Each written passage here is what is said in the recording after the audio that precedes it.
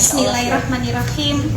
Assalamualaikum warahmatullahi wabarakatuh. Waalaikumsalam warahmatullahi wabarakatuh. Innal hamdalillah nahmaduhu wa nasta'inuhu wa nastaghfiruhu wa na'udzu billahi min shururi anfusina wa min sayyiati a'malina may yahdihillahu fala mudhillalah wa may yudlil fala hadiyalah.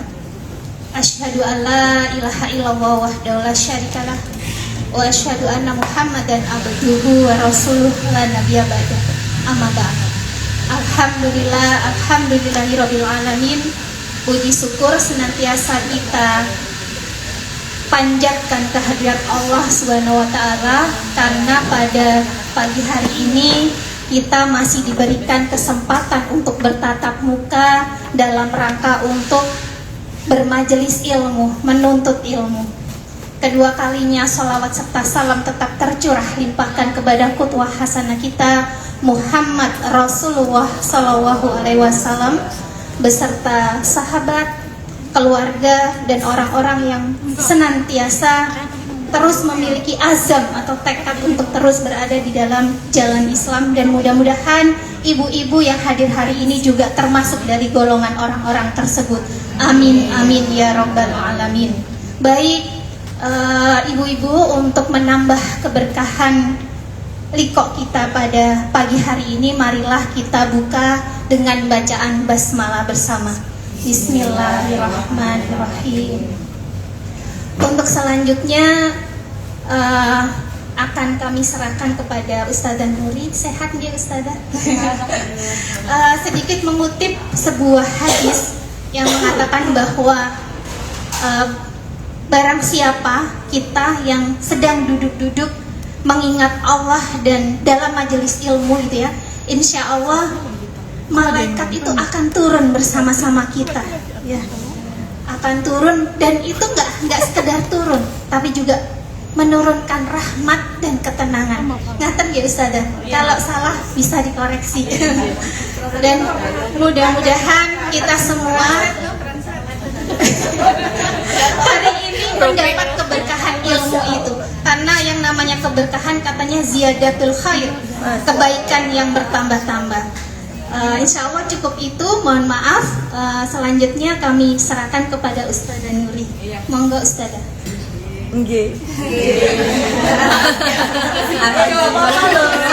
Suami saya Jawa jadi ngerti ya.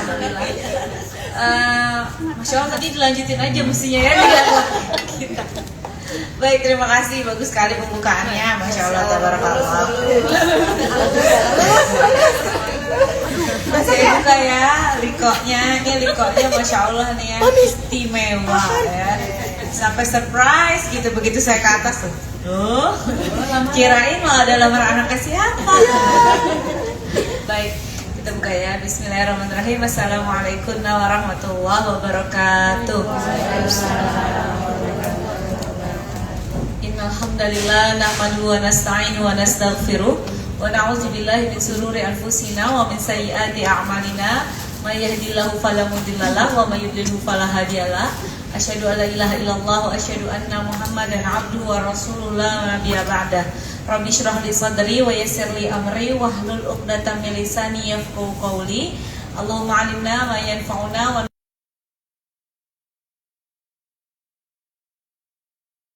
nihtada.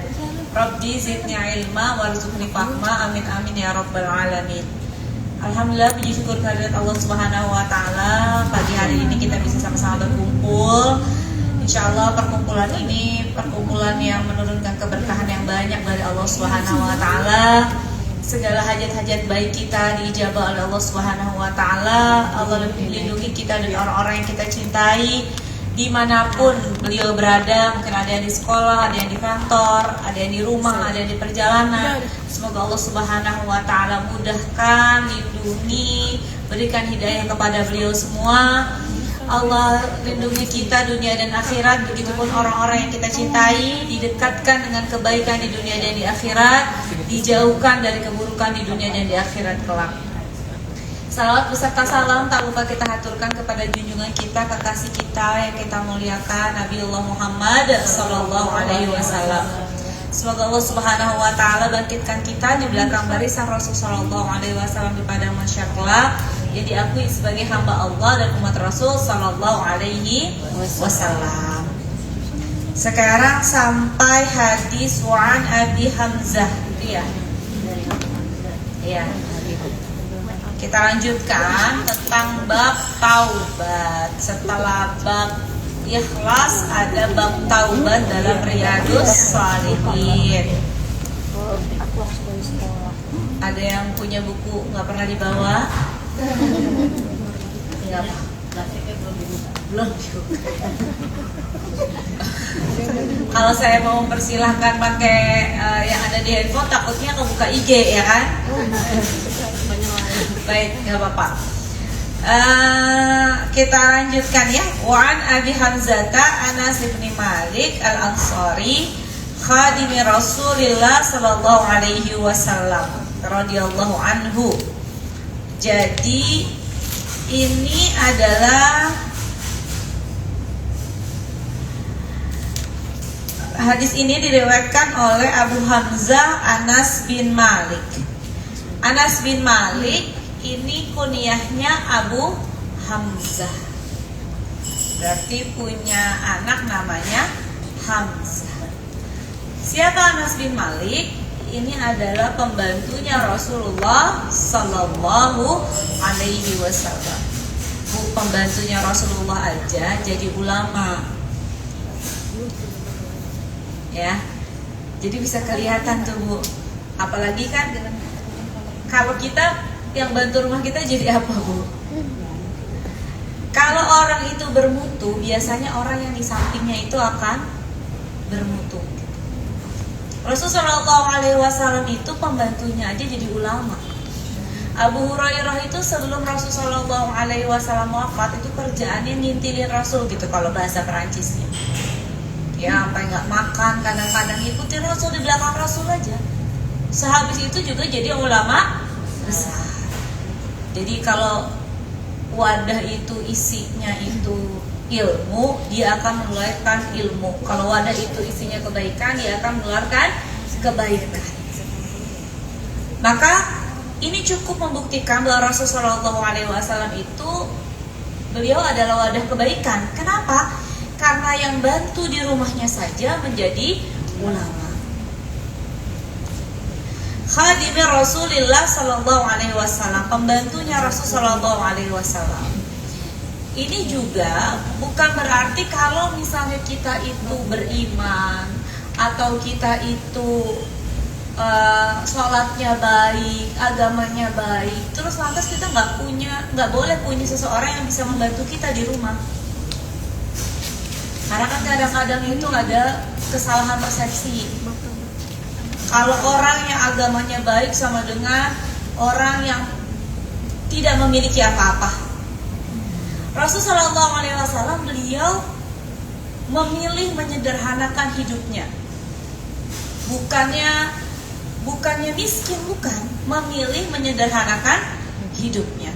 Kenapa? Supaya nanti ada umatnya yang mungkin hartanya tidak sebanyak beliau, itu tidak ngoyo supaya bisa, misalnya nih, kalau Nabi kita Nabi Sulaiman, kan kita pengen keinginannya itu menjalankan sunnah Nabi itu semuanya berdasarkan ya, mungkin bajunya bagus, istananya bagus, tetapi Allah Subhanahu wa taala menyederhanakan kita umatnya Rasulullah SAW memiliki Nabi yang memilih hidupnya sederhana. Tetapi tidak semua beliau itu tidak memiliki apa-apa gitu maksudnya. Kalau kasur beliau sederhana, rumah beliau ketika bersama Ibunda Aisyah itu hanya sederhana, walaupun ketika bersama Ibunda Khadijah rumahnya itu rumah yang termewah di Mekah. Tapi ketika beliau itu di akhir usianya bersama Ibunda Aisyah rumahnya beliau rumah sederhana, tetapi tunggangan beliau tidak sederhana. Hewan tunggangan beliau tidak sederhana. Kuda yang beliau pakai perang tidak sederhana. Karena kalau sederhana bagaimana mau berperang dengan kuda yang sederhana? Pedang beliau tidak sederhana. Karena itu alat beliau untuk menyebarkan agama ini tidak sederhana. Lalu beliau memiliki pembantu. pendamping, orang yang melayani beliau. Karena pekerjaan beliau itu banyak.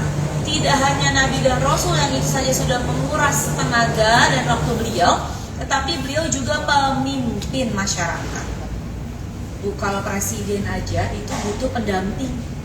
Apalagi beliau ini gak cuma presiden, tetapi Nabi dan Rasul.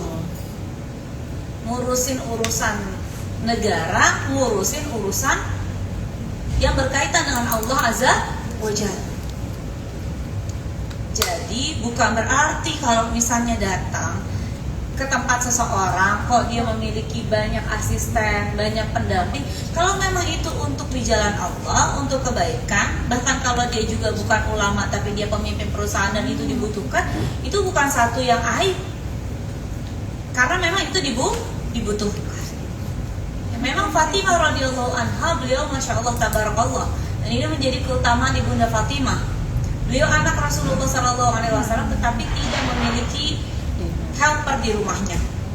Ya, ini menjadi keutamaan beliau. Tetapi ibunda Khadijah memiliki pendamping, ibunda Aisyah memiliki pendamping. Jadi bukan berarti kita itu beragama Islam berarti kita lusuh, dan tidak boleh melihat Islam itu memisahkan antara dunia dengan akhirat. Kalau orang yang berarti dia akhirat sama dengan dia terpisah dari dunia, enggak. Ya, jadi kita nggak bisa ngelihat itunya, Bu. Itu butuh atau enggak dia, bermewah-mewahan atau tidak dia. Dan itu tuh bisa diukurnya itu dari berapa uang yang dia terima, apa yang dia kerjakan setiap harinya. Saya bermewah-mewahan saya sama mungkin Mbak Nurul beda. Kan penghasilannya berapa suaminya? Sedekahnya berapa? Berapa persen dari itu yang digunakan di jalan Allah untuk membesarkan anaknya mungkin di jalan Allah? Itu kan bukan bermewah-mewahan, nyekolahin anak, bayar sekolah bagus untuk di jalan Allah. Bermewah-mewahan bukan? Bukan.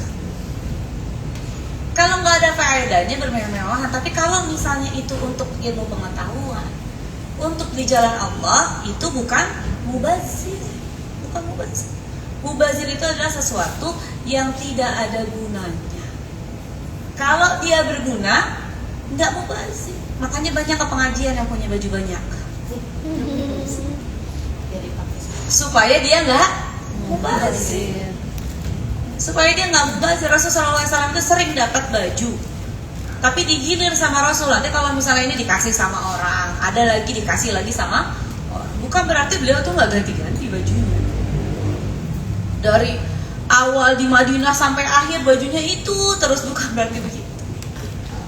Kenapa saya jelaskan seperti ini? Karena banyak orang yang baru berhijrah salah kaprah terhadap agama ini. Bukan begitu itu. Yang penting dia tidak mubazir di hadapan Allah Subhanahu wa taala dan sesuai dengan kebutuhan. Di sini di awal kita tahu bahwa Rasulullah SAW punya pendamping, punya asisten. Asistennya salah satunya adalah Anas bin Malik. Ada yang ingat kisahnya Anas bin Malik? Beliau dampingin Rasul dari kecil. Iya, dari masih kecil mendampingi Rasulullah Sallallahu Alaihi Wasallam. Tuh, Bu. Ini ilmu tuh yang penting berkahnya juga, Bu. Ini mohon maaf baru sampai sini aja, saya sudah banyak yang harus saya gali. Yang selanjutnya yang sering sekarang kita lihat adalah orang itu nyekolahin anaknya ke sekolah tidak ambil berkahnya. Kerjaannya setiap hari ke kantor kepala sekolah, ngebacain sekolahnya kurang ini, kurang ini, kurang ini, kurang ini, kurang ini. Atau japri wali kelasnya kurang ini, kurang ini, kurang ini, kurang ini. Pernah nggak kita bilang sama guru anak kita, kan kita kan milih sekolah itu kan udah istikharah, udah dilihat, udah ditinjau dulu kan sebelumnya, apa langsung dicemplungin begitu kan? Enggak. Kan kita lihat, udah kita tinjau ya Bu ya, kita udah istikharah ya Bu ya, udah istikharah kita ya Bu ya, sudah. Berapa kali kita ngomong sama guru anak kita itu, Pak, Bu, mohon maaf lahir batin ya buat anak saya, mohon doanya, minta ridhonya. Kita ini kan mau membesarkan anak yang soleh dan soleha. Ada anak yang terbiasa didekengin terus sama orang tuanya, didekengin terus, nanti sampai dia sudah menikah madunya sama ibu sama bapaknya terus. Ma, aku begini pak, aku begitu. Dan dia akan bermasalah terus dengan orang lain. Dan ibu akan menjadi tamengnya terus menerus, karena ibu membiasakan menjadi tameng dia. Ketika masih TK belum balik, mungkin dia belum bisa apa-apa. Tapi kan ketika udah tamis, nanti dia udah banyak lebih bisa. Ketika dia sudah balik, udah lebih bisa lagi. Bahkan kalau misalnya di zaman Islam itu namanya udah balik, dosanya aja itu udah ditanggung, apalagi yang lain-lain. Ada masalah sama temennya, coba ajarin anak kita cara ngomong sama temen begini. Selesaikan dulu, ngomong dulu, cara membela diri bagaimana. Ada masalah sama gurunya, coba minta waktu, pak saya mau berbicara, gitu. Jangan dikit-dikit ibunya maju marah-marah. Ini nggak tahu adat sopan santun keberkahan terhadap guru. Gaji guru tuh nggak banyak mbak, nggak kayak gaji direktur. Kalau memang kita merasa kita tuh yang terbaik untuk anak kita, homeschooling aja anaknya. Minta ini, bawa aja atau bikin sekolah sendiri untuk anak kita. Daripada nanti ilmunya nggak berkah, dia harus megang 20 anak mbak. Kita ngajarin anak kita baca aja sulitnya luar biasa. Nah ibunya anak bin Malik ini minta keberkahannya Rasulullah SAW. Maka banyak sekali para ulama itu yang jadi itu karena keberkahan ilmu, bukan karena hanya nilai. Gurunya tuh ridho sama dia, ridho. Kalau sudah menyebabkan gurunya tidak ridho, ya sudah keluarkan saja dari sekolah itu. Karena banyak sekali sekarang yang seperti itu. Bahkan ada yang sampai bawa guru ke kantor polisi, dituntut gurunya. Dan banyak sekali saya lihat fenomena anak muda zaman sekarang itu jadi lemah, luar biasa lemah. Tinggal di tempat yang bagus, udah punya mobil bagus, tapi sebenarnya hakikatnya dia lemah. Nanti kalau orang tuanya sudah meninggal dunia, nggak bisa apa-apa itu. Sebatas warisan yang ibu berikan kepada dia, belum tentu itu bisa nambah. Belum tentu rumah tangganya sukses. Karena kalau dia berumah tangga, dia harus berkomunikasi dengan orang lain. Kalau dia mau bekerja, dia harus mau menurunkan, ya. Kalau dia itu bekerja, dia harus mau menurunkan egonya terhadap orang lain. Kalau dia menjadi suami, dia harus menurunkan egonya terhadap istrinya. Kalau dia jadi istri, dia harus menurunkan egonya terhadap suaminya. Kita ini bukan membesarkan raja dan ratu, bukan. Kita membesarkan pejuang di jalan Allah Subhanahu wa Ta'ala. Orang yang bisa meneruskan dakwah Rasul Shallallahu Alaihi Wasallam. Manusia yang bisa bermanfaat untuk negaranya dan bangsanya. Jadi jangan kecilkan anak itu menjadi anak kecil terus. Anas bin Malik, ibunya ridho, berpisah sama ibunya, diminta untuk tinggal bersama Rasul Shallallahu Alaihi Wasallam untuk menjadi pendampingnya Rasul Shallallahu Alaihi Wasallam. Mungkin nama ibunya nggak tertulis di dalam hadis ini, tetapi adanya Anas bin Malik itu karena keridhaan ibunya. Itu hebatnya ibunda para ulama. Ada buku itu tentang ibunda para ulama. Wah itu masya Allah. Ridhonya beliau itu. Ibunya Imam Syafi'i juga begitu. Kan ayahanda beliau kan sudah meninggal dunia.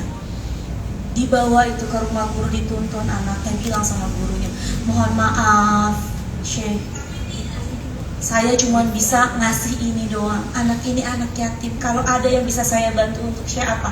Supaya Syekh ridho untuk mengajarkan anak saya. Bukan menyembah gurunya ya bu. Dan gurunya juga kalau dia tahu Allah, tahu bagaimana Rasulullah SAW, nggak minta disembah, enggak. Hanya saja keridhaan guru itu luar biasa. Kalau orang tua itu dia sudah takdirnya melahirkan anak itu. Tapi kalau guru, dia posisinya seperti orang tua dan dia memilih untuk menanggung anak ini, padahal tidak ada hubungan darah. Jadi salah satu orang yang doanya juga mustajabah itu guru. Maka biasakan anak kita itu sopan sama gurunya. Walaupun dia tahu batasan, nggak boleh misalnya kalau sampai dianiaya apa juga nggak boleh. Tetapi selama gurunya baik, mengajarkan kebaikan, dan anak kita dihukum, ditanya dulu kenapa dia dihukum. Jangan langsung marah-marah. Ma, anaknya suruh berdiri kemarin, dikeluarin dari kelas. Kan kita dulu juga begitu ya Bu ya.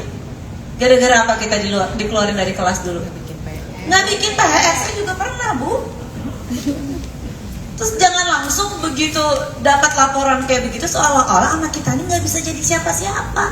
Terus jiwa kita terhina. Dulu saya berkali-kali dikeluarin dari kelas itu nggak bikin PR, lupa bawa inilah, lupa bawa itulah. Itu tidak menjadikan kita sekarang jadi hina kan Bu? Dia yang di depan saya nih, berapa kali nilainya 5? Kok sekarang jadi ibu direktur? Karena dulu kita punya satu hal yang hampir mirip. Kalau guru kita marahin, iya Bu, mohon maaf. Keluar kamu dari kelas, maaf ya Bu, kita gerdem.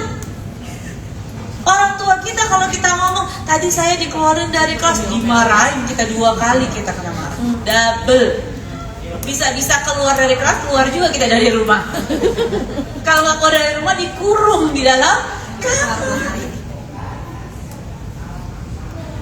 Sekarang kenapa kita ketika sudah menjadi orang tua lupa itu?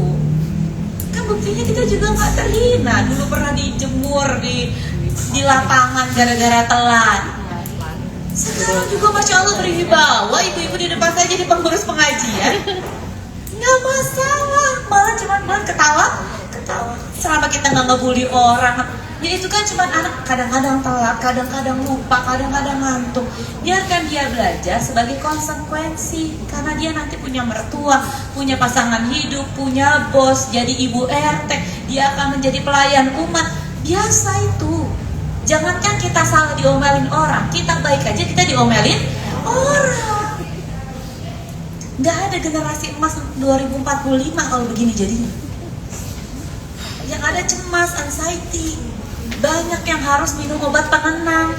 Banyak anak sekarang itu Bu, umur kuliah sudah anxiety tingkat tinggi. Tolong jangan jadi robnya anak kita. Tahu rob? Rob itu kan Allah yang mengatur, yang memberikan rezeki, yang melindungi. Itu siapa? Allah. Jadi kita ibunya dia yang dititipkan oleh Allah Subhanahu wa Ta'ala untuk mengurusi dia sesuai dengan kehendak Allah dan Rasul Sallallahu Alaihi Wasallam. Paham ya Bu ya? Jadi Anas bin Malik ini dari kecil melayani Rasul, ibunya ridho terhadap itu, ibunya luar biasa doain anaknya, percaya terhadap Rasul Sallallahu Alaihi Wasallam sebagai gurunya, mursyidnya. Dan Allah jadikan beliau ulama dari para sahabat. Jadi ada beberapa sahabat itu yang ulama. Ada yang ahli perang, ada yang ulama, ada yang pengusaha dan lain sebagainya. Qala Rasulullah sallallahu alaihi wasallam, "Lallahu afrahu bi taubati 'abdihi min ahadikum saqata 'ala ba'irihi wa qad adallahu fi ardin falah." Wa fi riwayatin lil Muslim, lallahu ashaddu farahan bi taubati 'abdihi hina yatubu ilaihi min ahadikum kana 'ala rahilatihi bi ardin falah fanfalatat minhu wa 'alaiha ta'amuhu wa syarabuhu fa ayisa minha fa ata syajaratan fattaja'a fi dhilliha wa qad ayisa min rahilatihi فبينما هو كذلك إذ هو بها قائمة عنده فأخذ بخطامها ثم قال من شدة الفرح اللهم أنت عبدي وأنا ربك أخطأ من شدة الفرح. Dari Abu Hamzah, kalau ditanya Anas bin Malik namanya anaknya siapa? Hamzah. Kunyanya siapa? Abu Hamzah. Anas bin Malik Al-Ansari, berarti beliau itu asli Madinah. Ya, dari golongan Ansor. Pembantu atau pelayan Rasulullah Sallallahu Alaihi Wasallam, ia berkata, Rasul Sallallahu Alaihi Wasallam bersabda, sesungguhnya Allah lebih senang menerima taubat hambanya melebihi kegembiraan salah seorang di antara kalian yang menemukan kembali untaknya yang hilang di tengah-tengah padang pasir. Kita ini bukan tinggal di padang pasir ya, jadi nggak bisa ngebayangin mungkin. Ibu ada yang pernah ke padang pasir? Bukan ngeliat ke padang pasirnya. Mudah-mudahan nanti ke padang pasir ya Bu. Ibu kalau misalnya ke padang pasir, itu kan bentuknya tuh sama Bu, beda ya sama mungkin perkotaan. Perkotaan itu kan kelihatan ada rumah ini, ada rumah itu. Kalau padang pasir itu Bu, dia bentuknya sama. Bahkan di padang pasir itu Bu ada gunung, yang gunungan itu gunungan pasir yang kalau kena angin, gunung itu bisa pindah. Ini bukan bohongan Bu, ini beneran. Ya, karena kan qadarullah, alhamdulillah saya pernah ke tempat yang seperti itu. Ya, diceritakan sama Gayati, kan di Jordan tuh banyak padang pasir. Ya, banyak padang pasir. Dia bisa pindah. Jadi kalau enggak orang yang hebat sekali, biasanya itu ukurannya mungkin gunungnya itu gunung batu, atau misalnya kalau enggak, misalnya dia lihat mungkin dari bintang kalau sudah malam, ya itu misal, atau timur, barat, tenggara, dia tahu mata angin. Kalau dia patokannya itu hanya gundukan pasir, pasirnya itu bisa hilang. Apalagi kalau misalnya tipe padang pasirnya itu yang nggak ada gunung batunya, bener-bener padang pasir. Itu kan dari pojok ke pojok mirip. Sekarang dulu nggak ada Google Map Bu. Kalau ada orang jalan cuma sama ontak, jalan cuma sama ontak. Tiba-tiba di tengah padang pasir, ontanya hilang. Dari pojok ke pojok, semuanya padang pasir. Tiba-tiba, nggak lama dari itu, udah nyari ke pojok sana, pojok sana, pojok sana. Ini onta nggak ketemu. Balik lagi, tahu-tahu ontanya datang. Bahagia nggak Bu? Bahagia. Itu kan rasa-rasanya tuh kayaknya udah deh, innalillahi dari saya deh. Apalagi nanti di hadis yang berikutnya itu lebih clear lagi, lebih jelas lagi. Dan Allah Subhanahu wa taala Bu, lebih berbahagia menerima taubat kita daripada orang yang kehilangan untanya di padang pasir, lalu untanya itu datang dan ketemu. Lebih berbahagia. Dan taubat ini Bu, ibadah. Kemarin sudah saya jelaskan, ibadah yang luar biasa, yang sebelumnya itu sebenarnya yang dilakukan adalah dosa, tetapi menjadi ibadah. Maka nggak boleh kita bilang, duh saya banyak dosa, Allah mau nggak ya nerima saya? Ya Allah, hadisnya begini. Allah lebih gembira nerima taubat kita daripada seseorang yang kehilangan untanya di padang pasir lalu menemukan lagi unta. Di atas muka bumi ini Bu, gak ada yang lebih cinta daripada kita, daripada Allah. Gak ada yang lebih cinta kepada kita daripada Allah, gak ada. Ibu sebutkan siapa? Orangnya siapa yang ibu pikir lebih cinta kepada kita daripada Allah? Gak ada. Kalau memang Allah itu membenci kita, kenapa kita masih punya nafas padahal kita itu banyak maksiat? Kenapa kita masih dikasih makan padahal kemarin tuh Bu, kita sholat asarnya nunda. Kenapa kita masih dikasih minum? Padahal kita itu sholat duha udah lama kita tinggalin. Kenapa kita masih ditutupi aib-aibnya? Padahal minggu ini kita udah banyak ngomongin orang. Siapa yang lebih sayang daripada kita? Enggak ada sih. Hanya Allah yang sayang sama kita. Hanya Allah yang sayang sama kita. Maka hati nurani kita tahu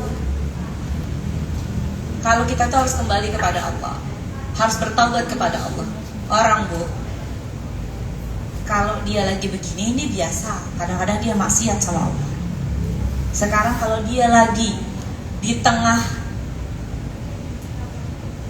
lautan, di atas kapal, ibu ada yang nggak pernah naik kapal? Terus ombaknya kencang, ombaknya sampai masuk ke dalam kapal. Siapa yang ibu sebut? Allah. Ya Allah, ya Allah, tolong ya Allah. Kenapa? Hati nuraninya tahu. Karena kita tahu sebenarnya nggak ada yang bisa nolong kita kecuali Allah. Dan ketika kita beristighfar kepada Allah, kembali kepada Allah, ingat lagi sama Allah. Allah itu cinta banget sama kita. Bahagianya luar biasa. Jadi jangan merasa diri kita itu gak pantas untuk kembali kepada Allah. Justru Allah menanti kita untuk kembali kepada Allah. Nah kalau pengurus pengajian mah insya Allah ya. Cuman kadang-kadang khilaf aja. Istighfarnya cuma 3 kali 15 kali. Itu pun kalau lagi kadang-kadang assalamualaikum yang dipegang langsung HP. Sampai istighfar aja kita nggak punya waktu. Padahal Allah selalu menanti kita dan bahagia setiap kita ucapkan astagfirullahaladzim. Kemarin udah dibahas, jangan sampai kalau udah lagi pas pusing dihadapkan dengan sesuatu yang sulit baru kita astagfirullahaladzim. Akhirnya kembali juga hambaku kepada alhamdulillah belum jadi Fir'aun ya. Sedangkan di dalam riwayat Muslim disebutkan sesungguhnya Allah sangat gembira terhadap taubat hambanya ketika dia bertaubat kepadanya, melebihi kegembiraan salah seorang di antara kalian yang ada di atas kendaraan tunggangannya di tengah-tengah padang pasir, kemudian kendaraannya itu lari meninggalkannya, padahal di atasnya terdapat makanan dan minuman. Seolah-olah habis sudah, nggak punya apa-apa lagi, sehingga dia pun berputus asa untuk menemukannya kembali. Kemudian hamba tersebut mendatangi sebatang pohon, lalu berbaring di bawah naungannya, sementara dia telah putus asa untuk menemukan kembali tunggangannya tadi. Dan tatkala dalam keadaan seperti itu, tiba-tiba dia mendapati tunggangannya tadi dalam keadaan berdiri di sampingnya. Itu kan pasti bahagianya luar biasa. Alhamdulillah nggak jadi mati kan itu. Itu kalau kita bahagianya. Tapi kalau Allah kan nggak seperti itu. Dan Allah lebih bahagia mendapati kita kembali kepada Allah Subhanahu wa ta'ala. Lantas hamba itu memegang tali kekangnya dan karena sangat gembira dia berucap, "Ya Allah, Engkau adalah hambaku dan aku adalah Rabb-Mu." Saking gembiranya. Mestinya, "Ya Allah, Engkau adalah Rabb-Ku dan aku adalah hamba-Mu." Sampai kebalik, "Ya Allah, Engkau adalah hambaku dan aku adalah Rabb-Mu." Saking bahagianya. Hamba tersebut salah atau keliru saat mengucapkan kalimat itu karena kegembiraannya yang sangat. Di sini kita juga tahu bahwa kalau kita salah ucap tapi nggak sengaja, dimaafkan nggak? Karena niatnya nggak mau ngucapin yang demikian, dimaafkan sama Allah. Kalau salah ucap tapi nggak sengaja, ini kan sebenarnya kalimat yang bentuknya kesyirikan. Ya Allah, Engkau adalah hambaku dan aku adalah Rabb-Mu. Syirik kalau dia sadar. Tapi karena dia saking gembiranya, manusia kan gembira banget sampai ya Allah ngomongnya begitu. Padahal dalam hatinya maksudnya mau bersyukur kepada Allah Subhanahu wa ta'ala, maka ucapannya itu dimaafkan oleh Allah Azza wa Jalla. Lalu di sini juga disebutkan Allah bergembira. Walaupun sifat gembiranya Allah tidak sama dengan sifat gembiranya kita. Karena Allah itu laisa kamitslihi syai'. Allah itu tidak sama dengan apapun. Jadi jangan berpikir dibayangin gembiranya Allah berarti Allah ketawa, Allah jingkrak-jingkrak, gak boleh. Sebatas Allah gembira, sudah, titik. Gembiranya seperti apa nanti kalau kita udah di surga ketemu sama Allah, kita baru tahu gembiranya Allah seperti apa. Karena gembiranya Allah tidak sama dengan gembiranya seorang hamba. Ya. Keluasan rahmat Allah jauh melampaui kezaliman para pelaku kejahatan. Allah itu rahmatnya luas. Allah itu rahmatnya luas. Kita itu kan kadang-kadang seolah-olah Allah itu jadi jahat gitu di dalam otak kita karena manusia ini terlalu jahat dengan kita. Apa Allah maafin saya ya? Pemaafan Allah itu insya Allah Bu lebih mudah daripada pemaafan manusia. Maka ulama itu sampai ada khilafiyah. Dosa kepada siapa yang lebih sulit nanti dipertanggungjawabkan di akhirat?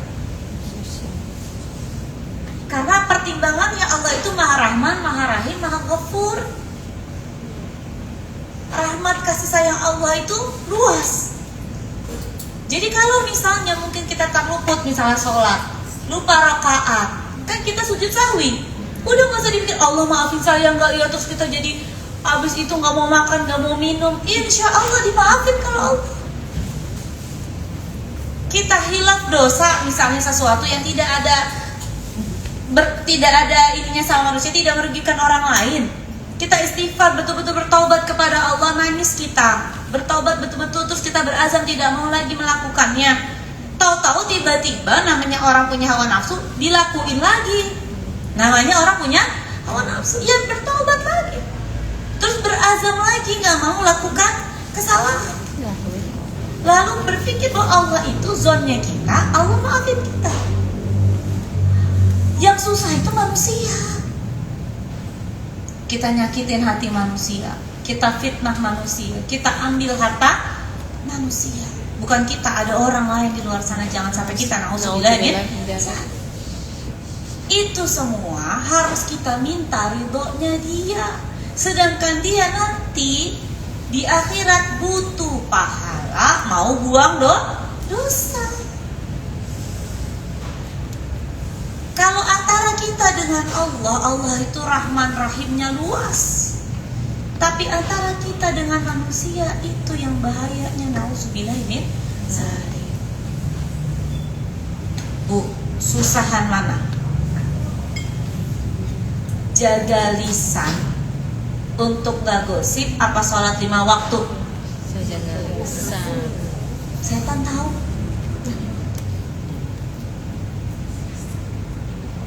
Kalau dosa sama Allah yang paling fatal itu dosa syirik. Syirik itu nggak bisa diampuni sama Allah sebelum kita meninggal dunia. Makanya zodiak itu udahlah, jangan bercanda lah pakai begituan. Orang Aries vs orang Taurus nggak usah bercanda begituan. Nggak boleh Bu. Hari-hari baik itu nggak usah bercanda, kecuali ini musim hujan, jadi kita jangan bikin acara outdoor. Nah itu kan wajar. Ya, hindari, bukan karena kenapa-napa, tapi karena memang kebanyakan hujan, udah musim hujan bikin acara outdoor. Habis itu harus panggil dukun buat buang hujan, ya kan salah. Udah tahu musim hujan jangan buat outdoor. Dukunnya itu loh Bu yang bikin susah dimaafkan. Syirik itu yang bikin susah dimaafkan. Ada orang Bu, ini kan masalah pertaubatan ya Bu. Ada orang Allah kasih ujian. Mungkin anaknya sakit, mungkin dirinya sakit, atau mungkin ada sesuatu yang pengen banget dia kejar tapi nggak dapat Bu. Ada orang kayak gini, mulai diomongin sama temennya, tuh ada orang pintar di sana. Kayaknya lo udah ke dokter nggak sembuh-sembuh, jangan-jangan lo diguna-guna. Kan mulai kan? Islam punya nggak caranya ngilangin jin? Punya. Yang sesuai syar'i ada nggak? Ada. Tapi dia saking sudah nggak tahannya, pergi ke orang yang mana aja deh. Akhirnya suruh bawa ayam bekakak, suruh bawa ayam beginilah, kambing hamil lah, apalah, ngambil iketan pocong lah,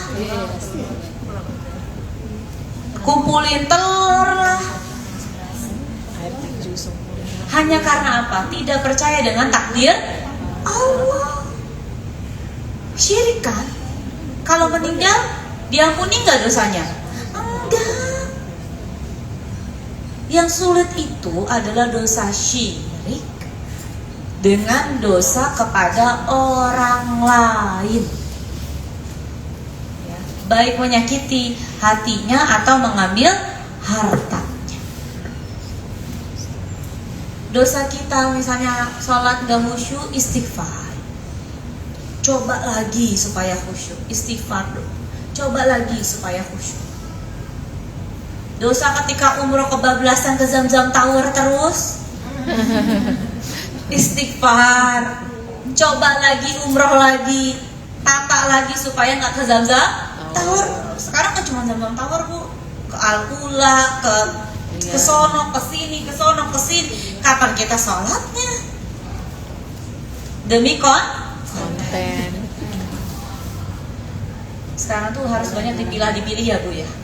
Kita sholat di Masjidil Haram itu berapa bu pahalanya? 100.000 satu rakaat. Itu kita kesana tuh mau itu. Kita sholat di Masjid Nabawi berapa bu? 1.000. Kenapa ibu nggak bolak-balik ke Raudhah? Atau ibu berdiri ke dekat Kubah Hijau itu ucapin salam sama Rasul sebanyak-banyaknya?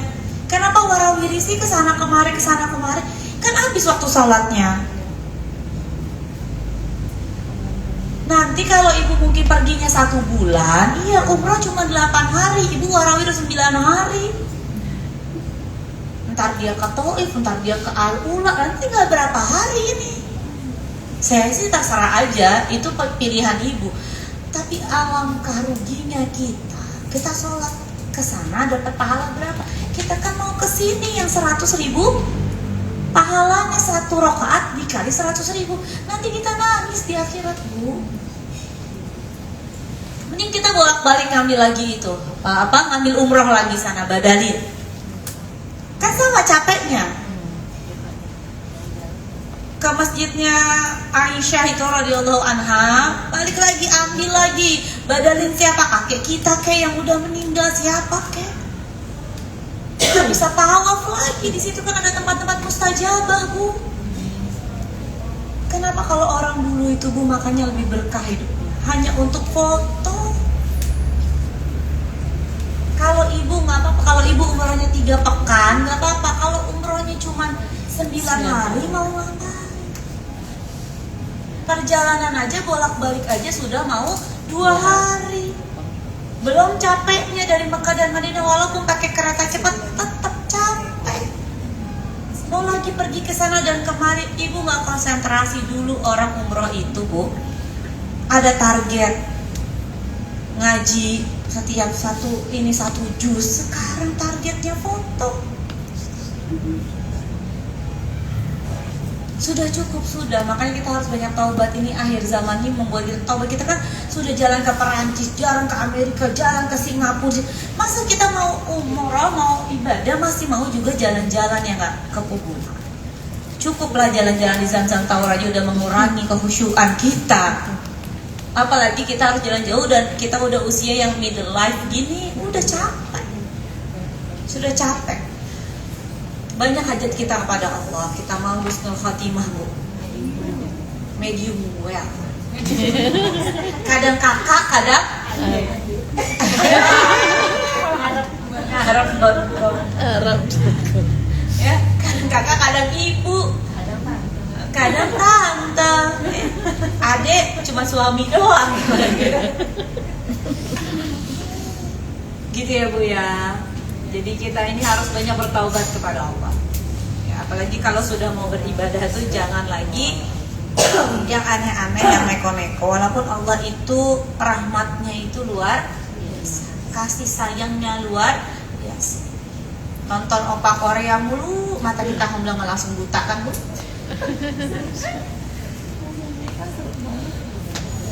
Coba kalau kita rohnya, udah dikasih TV, udah dikasih AC. Kita kalau ada orang aja gitu kan, yang orang ya udah bawa gaji, udah bawa ini, bener-bener nih orang. Rebahat dulu. Itu kita. Iya. Padahal Allah tuh udah ngasih ini, ngasih itu.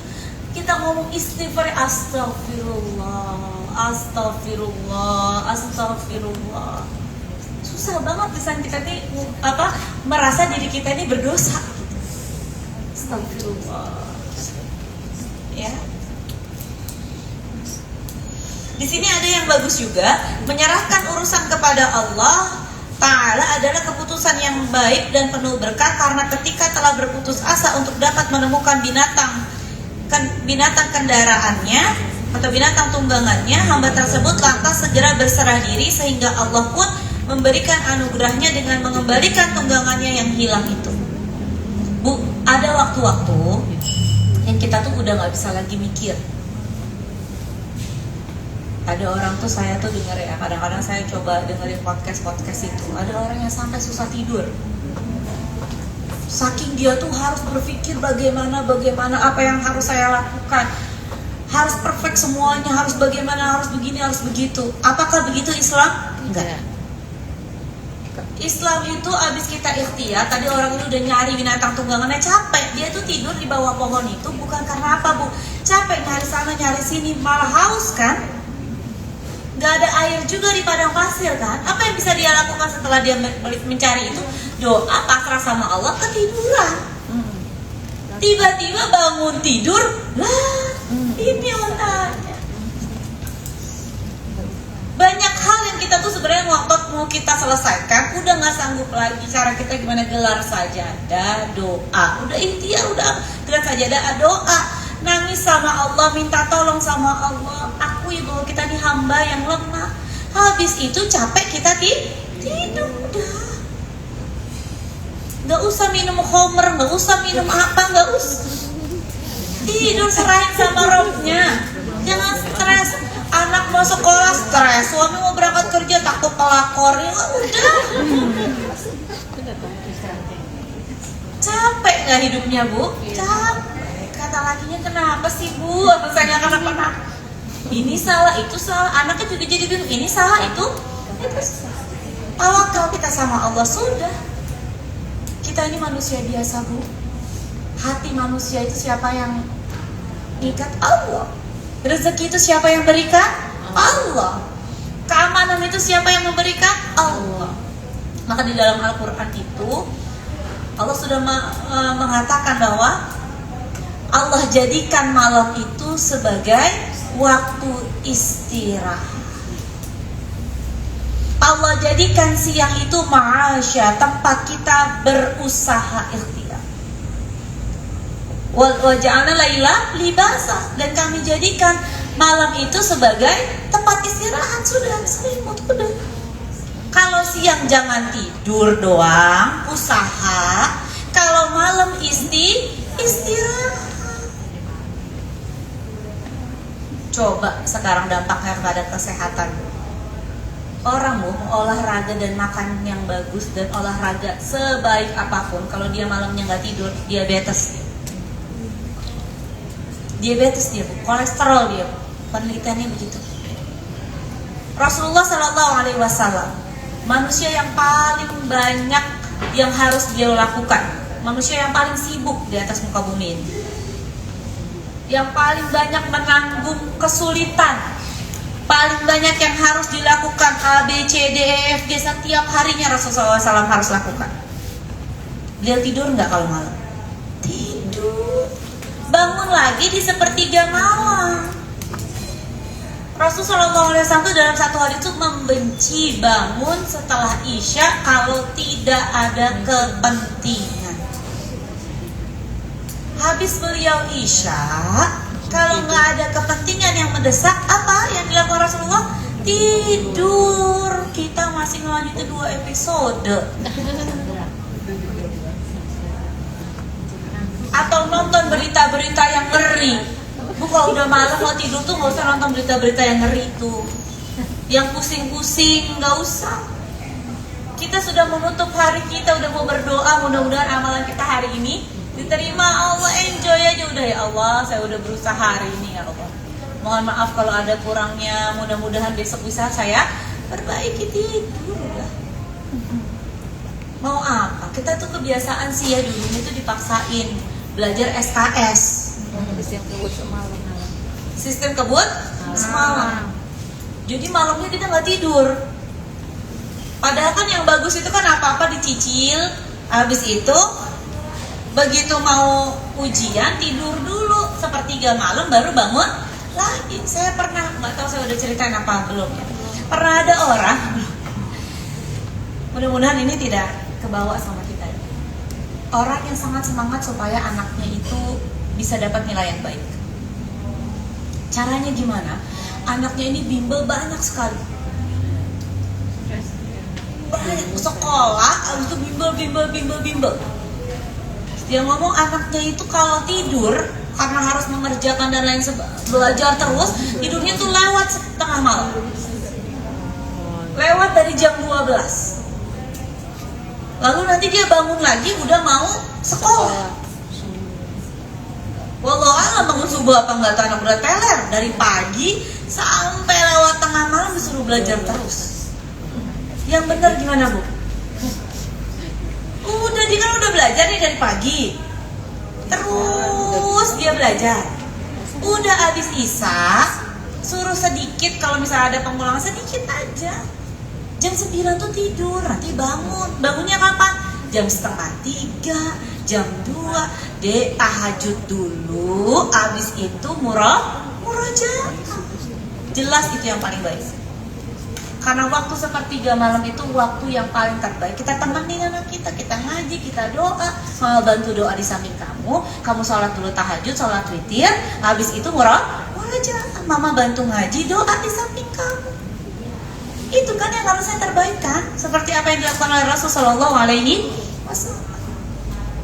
Jangan dipaksa itu anak sampai lewat tengah malam, les sampai udah sekolah bimbel pakai 2. Aduh ya Allah, Mbak. Nggak tahu Allah alam bisawab.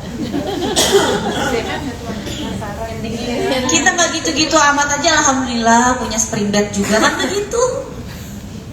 Ikutin aja maunya Allah. Rasulullah SAW beliau yang paginya harus berperang, harus ngurusin perniagaan, harus ngurusin permasalahan umat, gak cuma satu, banyak yang ngadu sama beliau. Beliau aja tidur, justru dengan tidur itu beliau jadi kuat besok paginya. Bangun sepertiga malam, doa sama Allah supaya kuat, baca zikir pagi petang, sudah ikhtiar kita. Maka jangan bebani kita itu kepada persoalan dunia yang seolah-olah kita tuh bisa menyelesaikannya sampai kita pikirin overthinking, anxiety, gak usah. Kalau udah nggak bisa dipikirin, diapain, Bu? Dizikirin, didoain, disolatin, ya, dizikirin, disolatin, didoain. Sudah. Karena kita ini adalah hamba Allah. Allah adalah Rabb kita. Kita ini bukan Tuhan. Kita ini bukan Tuhan. Ya. Sudah ya kayaknya waktunya ya. Masih ada waktu nggak? Belum, oh ya. Soalnya nggak ada jam di depan saya takut kebablasan. Masih ada ya? Masih ada waktu? Sampai jam berapa ini? Sekarang setengah 11. Sekarang setengah 11. Masih setengah 11. Baik. Hadis yang selanjutnya. Wa an Abi Musa Abdullah bin Qais al-Ash'ari radhiyallahu anhu anin Nabi sallallahu alaihi wasallam qala innallaha ta'ala yabsutu yadahu bil-lail liyatuba musii'un nahar Wa yabsutu yadahu bin nahar liyatuba musii'ul lail hatta tatlu'a syamsu min maghribiha. Masya Allah. Dari Abu Musa Abdullah bin Qais al-Ash'ari radhiyallahu anhu, dari Nabi SAW, beliau bersabda, sesungguhnya Allah Ta'ala membentangkan tangannya. Jangan dibayangkan tangan Allah seperti tangan kita ya. Tadi laisa kamitslihi syai'. Ya. Cukup tahu bahwa Allah itu memiliki tangan. Tangan Allah tidak seperti tangan hamba-Nya. Sesungguhnya Allah Ta'ala membentangkan tangannya pada malam hari untuk menerima taubat pelaku kejahatan pada siang hari. Dan dia membentangkan tangannya pada siang hari untuk menerima taubat pelaku kejahatan pada malam hari sampai matahari terbit di tempat terbenamnya. Maksudnya sampai hari kiamat. Allah tuh sangat welcome Bu dengan pertaubatan kita. Maka ada zikir pagi, zikir petang. Di malam hari kita mohon ampun kepada Allah terhadap sesuatu yang kita lakukan tadi di siang hari, yang kurang-kurang ya Allah mohon ampun. Di siang hari kita istighfar kepada Allah, mohon ampun kalau tadi malam ada yang kurang, dan Allah sangat welcome. Seolah-olah di sini disebutkan membentangkan tangannya. Gak ada penghalang antara kita dengan Allah Bu.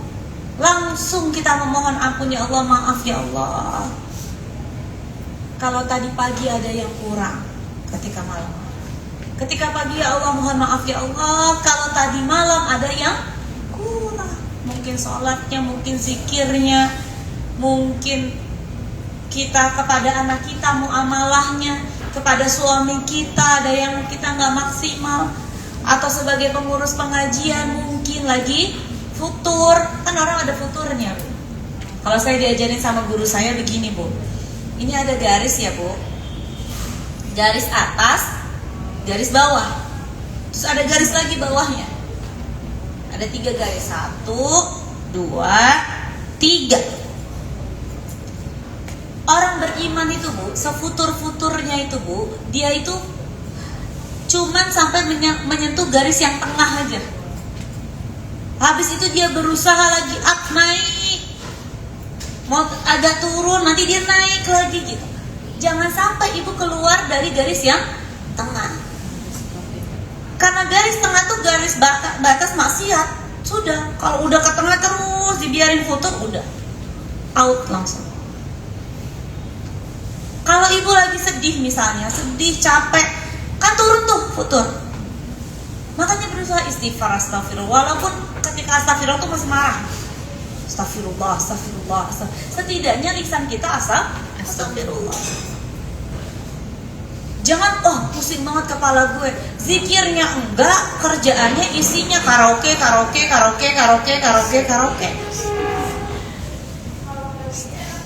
Ngajinya enggak, isinya karaoke. Udah turun dia, keluar batas dia. Maka ketika kita tuh rasanya sedih, zikir itu harus ada kalau orang beriman. Walaupun pada saat itu hati kita nggak merasa itu menolong, tapi yang penting kita ngomong aja dulu. Mau sholawat, mau istighfar, mau ucapin subhanallah, bihamdi subhanallah azim, subhanallah, alhamdulillah, wa la ilaha illallah, wallahu akbar. Istirja dulu awalnya, innalillahi wa inna ilaihi rajiun. Itu kan gak harus buat orang yang meninggal dunia. Supaya apa Bu? Tadi batas tengah itu gak kelewat. Batas tengah itu gak kelewat. Terus ketika ada perkumpulan orang yang beriman datang, pengajian datang, setidaknya kan kita jadi ngumpul di pengurus pengajian, kan malu kalau lewat batas tengah. Itu sebenarnya yang butuh kita sendiri Bu. Saya nih ngajakin, kalau misalnya mau turun dari batas tengah, manusia biasa mikir kan, nggak malu Ri. Ini ada undangan lagi, tiba-tiba ibu-ibu, Mbak Mayanti tiba-tiba jabri, Ustazah assalamualaikum, kita liko ya, astagfirullahaladzim, kamu itu ustazah kan gitu. Ketika melihat anak kita juga kita malu mestinya. Allah tuh kasih kita kayak gitu tuh supaya kita malu ngeliat anak kita pulang pakai kerudung. Mama, aku hafalannya tadi alhamdulillah loh mak. Astagfirullah, kok gue belum ngaji kan? bisa-bisanya ibunya nggak ngaji, anaknya bisa hafalan kan? Itu kan sebenarnya teguran dari Allah. Jangan anggap gue nggak ngaji aja anak gue bisa hafal. Takutnya kan istidrajnya dia turun. Saya karaokean aja anaknya nggak hafal ngaji, kasihan tuh ya, dia udah ngaji mulu anaknya nggak hafal gitu. Itu bukan kebanggaan, Bu. Kita itu harusnya kadang-kadang teguran dari orang tua, teguran dari anak, teguran dari suami. Jadi batas tengah itu harus dijaga. Ini batasnya futurnya orang beriman. Harus tahu di mana batasnya itu. Ya. Jangan sampai kita turun ke bawah. Orang beriman itu, Bu, tidak membutuhkan minuman keras untuk bisa tenang. Dia hanya membutuhkan zikir kepada Allah, ibadah kepada Allah. Jadi kalau sudah mulai ke tempat-tempat yang begitu, misalnya, nauzubillah dulu mungkin kita pernah melakukan yang demikian, ya itu nggak boleh. Udah lagi pusing ya, udahlah jalan-jalan dulu, boleh. Tapi kemana? Apalagi ini biasanya kalau lagi keluar negeri, nggak ada yang tahu, suaminya nggak ikut, anaknya nggak ikut, jangan kelepasan kita, Bu. Itu kan bisa ditawarin sama gate-nya. Siapa yang mau nonton pertunjukan ini? Siapa yang mau datang ke situ? Orang nggak ada yang tahu. Teman-teman alumni kok. Ibu juga bukan ustazah, namanya nggak ada di mana-mana. Terus temannya bilang, udahlah kita refreshing dulu, puyeng banget, pikirin ini dan itu. Kita tahu kita punya batas tengah ya, Bu. Kalau dia sudah jelas, bukan lagi syubhat, sudah jelas, jangan dilintasin. Minimal mendingan ibu di rumah tidur. Capek nih di rumah tidur, atau ke salon. Ngapain kek, kerimbat kek. Salon perempuan tuh, blow dulu kek rambut biar wangi, refleksi kek.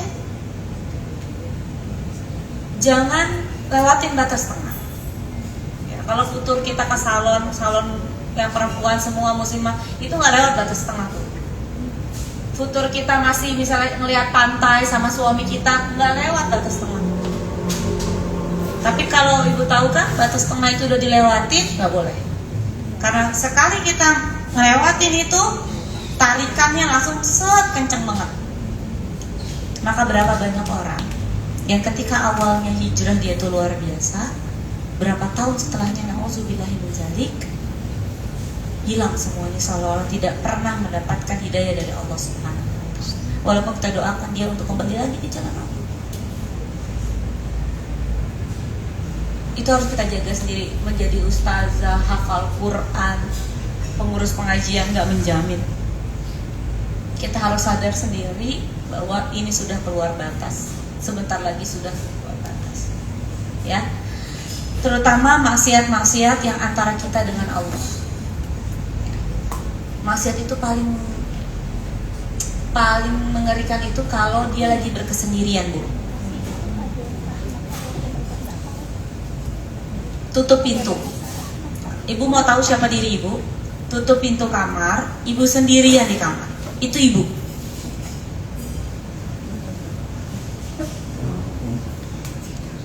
Apakah ibu di situ masih ingat zikir? Apakah masih ingat ngaji?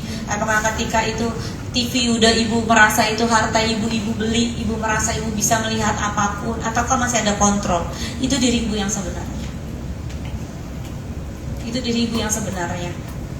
Dan dosa yang paling besar itu adalah dosa ketika berkesendirian. Pahala yang paling besar adalah amal soleh yang kita lakukan hanya kita dan Allah yang tahu. Ketika berkesendirian, rahasia antara kita dengan Allah. Maksiat yang paling besar adalah maksiat yang dilakukan ketika berkesendirian. Pahala yang paling besar yang dilakukan adalah pahala yang kita lakukan ketika kita berkesendirian, gak ada orang lain tahu. Maka hadis di toko yang sudah saya ceritakan kemarin kan tuh orangnya itu ketika istighfarnya ketika berkesendirian. Ya. Itu tanda ikhlas. Itu tanda ikhlas atau munafik. Itu tanda ikhlas atau munafik. Gitu. Kayaknya cukup ya. Insya Allah bulan depan masih tentang taubat. Memang kita ini harus diingetin terus. Taubat ini banyak hadisnya. Alhamdulillah disusunin hadisnya banyak. Karena memang dari bulan ke bulan kan pasti ada sesuatu yang baru yang kita lakukan. Dan manusia itu bukan malaikat ya Bu. Wajar kalau buat dosa. Justru karena dia itu punya hawa nafsu dan bisa berbuat dosa, dia berhak menghuni syurga. Yang tidak pernah berbuat dosa dan tidak memiliki hawa nafsu seperti malaikat tidak berhak menghuni syurga. Wallahu a'lam bishawab. Mungkin Mbak MC bisa ya. Bagaimana ibu-ibu? Masya Allah, tabarakallah ya. Kita jadi banyak beristighfar nih membahas perkara taubat. Monggo barangkali ada yang mau tanya jawab, diskusi bersama Ustazah atas ganjalan-ganjalan di hati barangkali. Ya Allah Ustazah, kok ini ya mudah banget gitu ya buat dosa gitu. Itu gimana tipsnya? Mungkin seperti itu atau monggo ada yang mau didiskusikan? Ada yang mau bertanya? Mbak Mita? Langsung mention ya. Langganan ya. Tapi itu penolong loh di saat kayak member aktif. Masya Allah, jazakillah khair Bu MC, luar biasa ya MC kita ini ternyata luar biasa, Masya Allah. Sebenarnya Ustazah tadi itu senangnya sama Bu MC, makanya balikin lagi ke saya. Saya tadi bisik-bisik sama Bu MC begini. Kan mungkin tadi kalau Ustazah menyebutkan ada threshold garis batas gitu ya, 3 garis batas.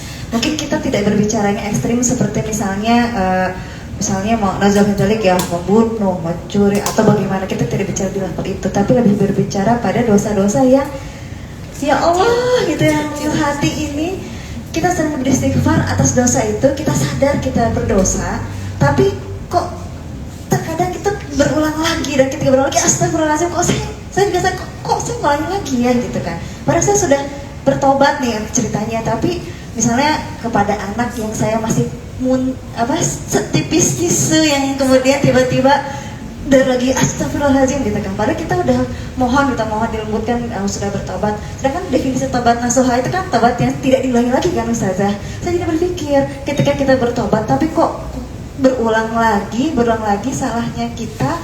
Sebenarnya tobat kita yang berulang itu diampuni nggak sih dosa saya gitu, yang saya sadar saya salah, saya sudah bertobat, tapi kok saya mengulangi lagi gitu ya tanpa saya sadari, diterima nggak sih? Saya tadi nyolek Mbak, dosanya saya diterima nggak sih kalau saya tobat tapi saya mengulangi lagi, tapi yang levelnya nggak terlalu ekstrim itu bagaimana Ustaz saya? Dan tipsnya supaya nggak berulang lagi. Terima kasih. Sama-sama, langsung ke ahlinya saja. Jadi begini Mbak, karena kita manusia dan manusia itu harus melawan 2, bisikan syaitan dan hawa nafsu. Taubat nasuha itu bukan taubat yang tidak berulang lagi sebenarnya. Dia berusaha untuk tidak mengulanginya lagi. Berusaha. Ada mujahadahnya. Ada kesungguhan untuk tidak mengulangi. Tetapi kita ini kan manusia yang tempatnya salah dan khilaf.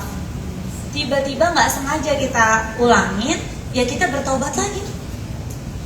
Ya, jadi bukannya dia tidak mengulangi sama sekali, enggak, dia berusaha tidak mengulangi.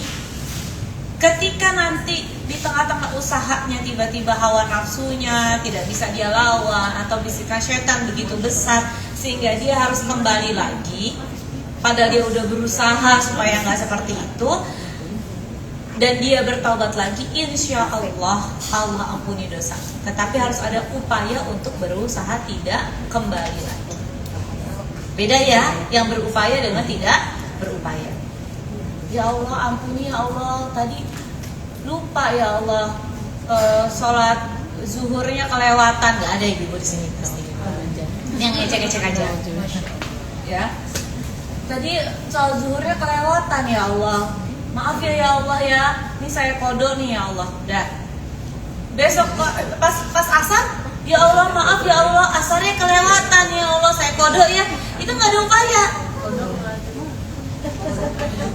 nggak ada upaya. Kalau orang ada upaya tuh tadi kelewatan dulu, saya nggak mau kelewatan lagi, saya tahu-tahu ketiduran. Tiba-tiba tahu-tahu ketiduran.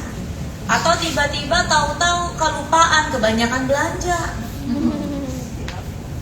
Pas ngeliat jam, udah jam 2:30. Wudu, sholat, assalamualaikum, azan asar. Masih dapat sih. Cuman kan mepet, kan udah bertobat tadi. Pengennya sholat zuhurnya itu di dalam waktunya, bukan mepet waktu asar bahkan.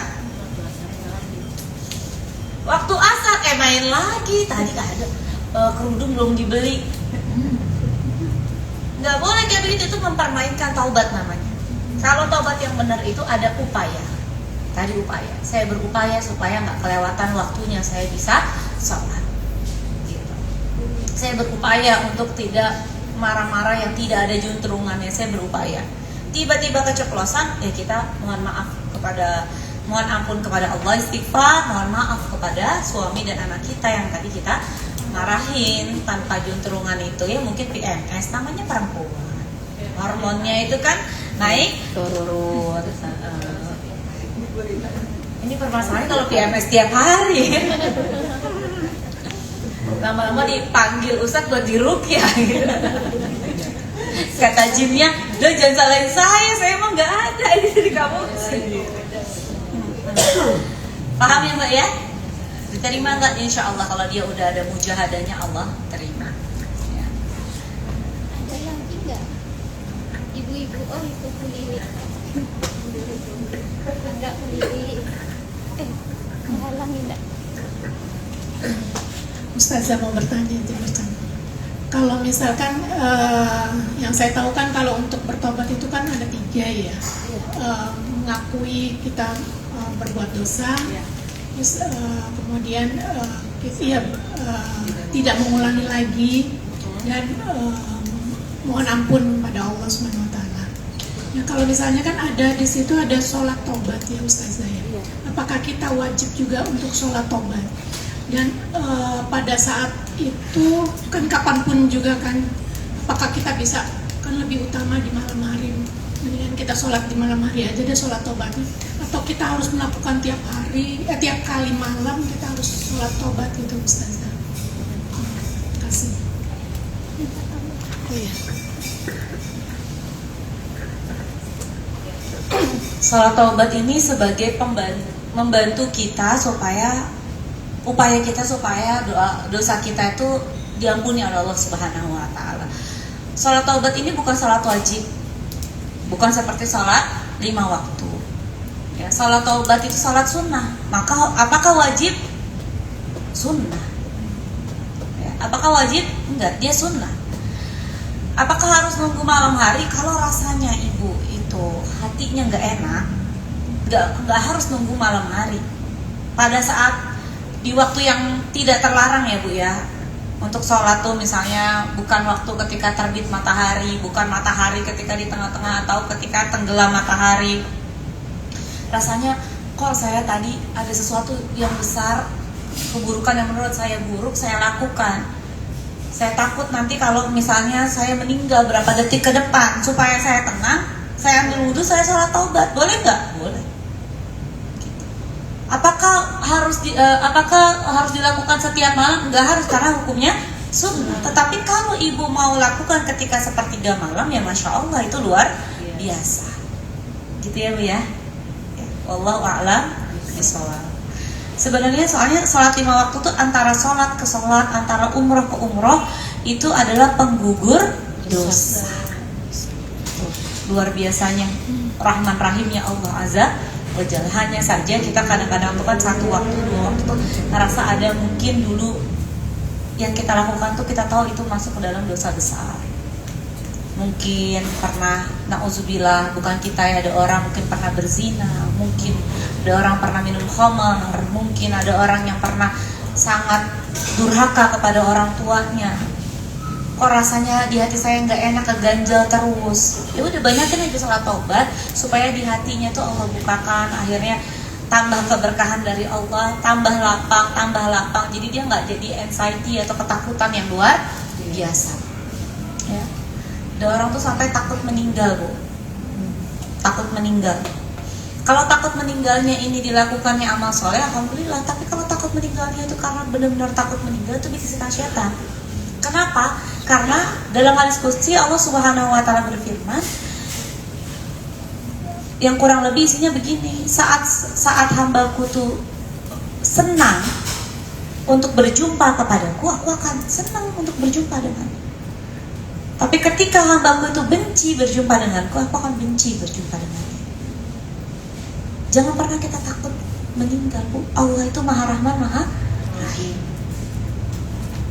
Yang kita takut tuh apa sih? Dosa kita kan. Berarti apa yang harus kita lakukan tadi? Salah satu langkahnya adalah sholat taubat. Banyak istighfar kepada Allah Subhanahu wa taala, banyak beramal soleh. Tapi jangan takuti meninggalnya itu, jangan. Karena kalau kita benci berjumpa sama Allah, Allah benci berjumpa dengan kita. Kalau kita cinta berjumpa Allah, bukan berarti kita harus bunuh diri ya, nggak boleh juga. Allah akan cinta berjumpa dengan kita. Itu ya. Jadi itu sarana supaya psikologis kita tuh merasa tenang. Ya, wallahu a'lam bishawab. Monggo, ada lagi Ibu? Bagaimana Mbak Lia? Dicukupkan?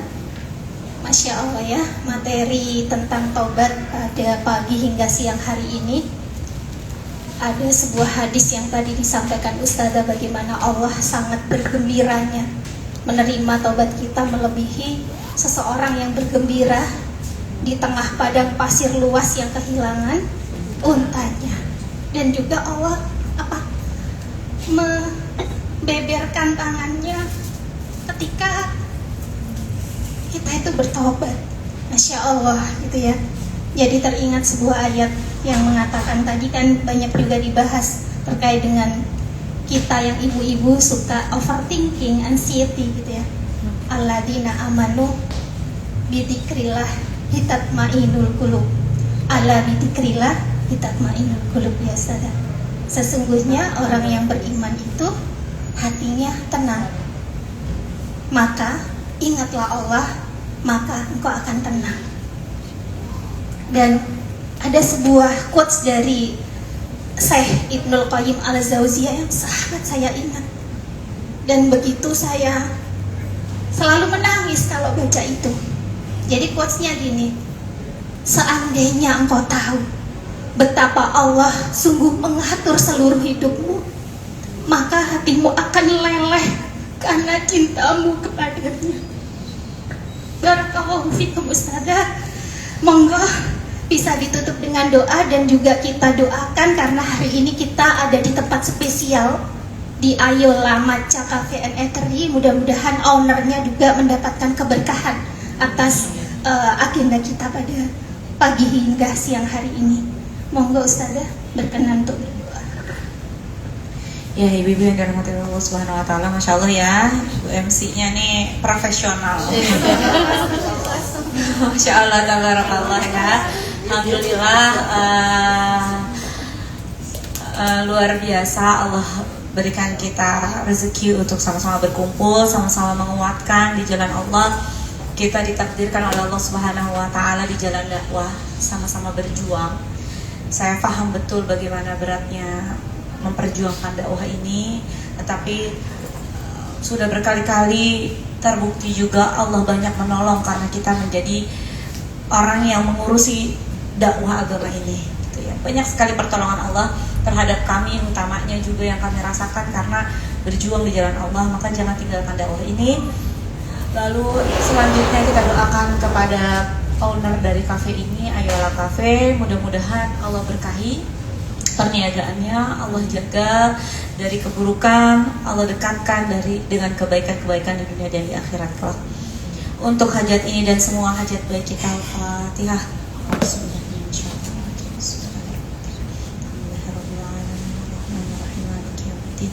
Iyyaka na'budu wa iyyaka nasta'in ihdinas siratal mustaqim siratal ladzina an'amta 'alaihim ghairil maghdubi 'alaihim waladdallin. Amin.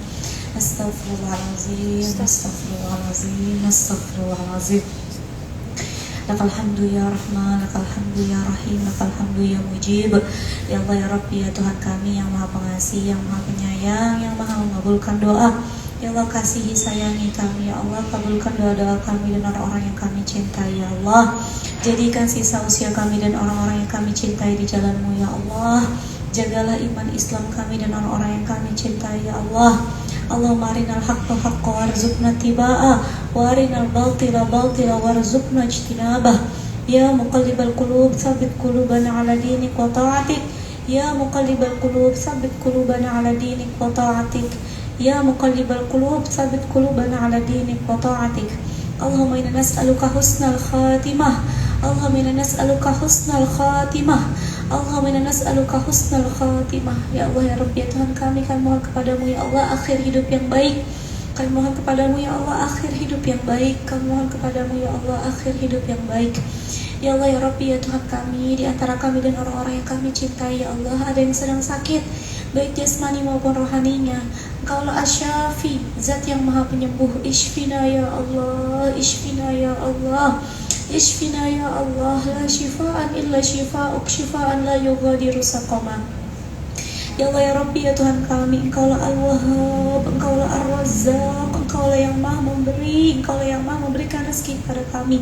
Ya Allah, kami dan orang-orang yang kami cintai sangat membutuhkan pemberian dan rezeki dari-Mu ya Allah, yang halalan, thayyiban, mubarakan ya Allah, yang dengan rezeki-Mu itu ya Allah, kami tidak meminta-minta kepada selain-Mu ya Allah, yang dengan rezeki-Mu itu ya Allah, Engkau dan Rasul-Mu ya Allah menjadi agung di atas muka bumi ini ya Allah, yang dengan rezeki-Mu itu ya Allah, kami dan orang-orang yang kami cintai ya Allah bisa berbahagia di dunia dan di akhirat kelak ya Allah, yang dengan rezeki-Mu itu ya Allah kami bisa bersujud di 3 tanah suci-Mu ya Allah, Makkah, Madinah dan Baitul Maqdis bersama orang-orang yang kami cintai dalam keadaan ibadah yang Engkau terima ya Allah. Ya Allah ya Rabbi, ya Tuhan kami mohon kepadamu ya Allah, turunkan rezeki yang halalan, thayyiban, mubarakan untuk kami. Allahumma kfina bihalalik an haramik, waghdina bifadlika amman siwak. Ya Allah ya Rabbi, ya Tuhan kami, di antara orang-orang yang kami cintai, dari orang tua kami, kakek nenek kami ya Allah, guru-guru kami ya Allah, keluarga besar kami ya Allah, orang-orang yang pernah berjasa dalam hidup kami ya Allah, orang-orang yang pernah kami zolimi secara sengaja maupun tidak sengaja ya Allah, sahabat-sahabat kami yang pernah berjuang di jalan-Mu ya Allah, ada yang sudah meninggal dunia ya Allah. Kami mohon kepadamu ya Allah, lapangkan kuburnya ya Allah, lapangkan kuburnya ya Allah, lapangkan kuburnya ya Allah. Jadikan kubur beliau taman di antara taman-taman syurga ya Allah.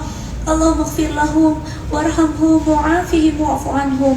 Allahumma la tahrimna ajrahum wa la taftinna ba'dahum waghfir lana wa lahum. Ya Allah ya Rabbi, ya Tuhan kami, Engkaulah Raja di hari kiamat kelak. Kami ini hamba-Mu yang lemah ya Allah. Kami mohon kepadamu ya Allah, bangkitkan kami di padang mahsyar kelak dalam keadaan yang terbaik ya Allah. Tutupi aib-aib kami ya Allah, ampuni dosa-dosa kami ya Allah. Mudahkan kami untuk bisa masuk ke dalam surga tanpa hisab ya Allah. Mudahkan kami untuk bisa menerima syafaat dari baginda Rasul sallallahu alaihi wasallam, dari Al-Qur'an, dari Ahlul Qur'an, dari pahala puasa kami ya Allah, dari pahala menyambung silaturahim kami ya Allah, dari mereka yang meninggal berjihad di jalan-Mu ya Allah. Ya Allah ya Rabbi, ya Tuhan kami, mudahkan kami untuk bisa meminum di telaga baginda Rasulullah SAW, untuk bisa melewati jembatan Siratal Mustaqim dengan cepat ya Allah. Naikkan derajat kami menuju surga Firdaus-Mu bersama orang-orang yang kami cintai, bertetangga dengan baginda Rasulullah SAW, dengan para nabi dan rasul ya Allah yang kami muliakan dan idolakan, serta orang-orang saleh ya Allah. Ya Allah ya Rabbi, ya Tuhan kami, berikanlah kami ya Allah kemuliaan-Mu yang paling tinggi di surga Firdaus-Mu ya Allah, yaitu bisa menatap wajah-Mu dengan kedua mata kami sendiri, bisa mendengar suara indah-Mu dengan kedua telinga kami sendiri. Ya Allah, kami ini lemah, butuh pertolongan-Mu. Orang-orang yang kami cintai butuh pertolongan-Mu ya Allah. Mereka yang berjuang dan terzolimi karena perjuangannya di jalan-Mu ya Allah, butuh pertolongan-Mu ya Allah. Khususnya bagi mereka yang berjuang di tanah Palestina, di bumi Gaza ya Allah. Negara ini ya Allah butuh pertolongan-Mu. Mereka yang memimpin negara negara ini ya Allah, yang berusaha adil ya Allah, di tengah kesulitan ini ya Allah, butuh pertolongan-Mu ya Allah. Allahumma ansurna nasran qariban aziman, Allahumma ansurna nasran qariban aziman, Allahumma ansurna nasran qariban aziman. Rabbana atina fid dunya hasanah wa fil akhirati hasanah wa qina adzabannar wa adkhilna jannatal abrar ya azizu ya ghaffar ya rabbal alamin. Subhana rabbika rabbil izzati amma yasifun, salamun alal mursalin walhamdulillahi rabbil alamin. Amin amin ya rabbal alamin. Kurang lebihnya saya mohon maaf kepada Allah Subhanahu wa taala, saya mohon ampun. Billahi taufiq wal hidayah. Assalamualaikum warahmatullahi wabarakatuh. Baik, sudah di penghujung acara. Marilah kita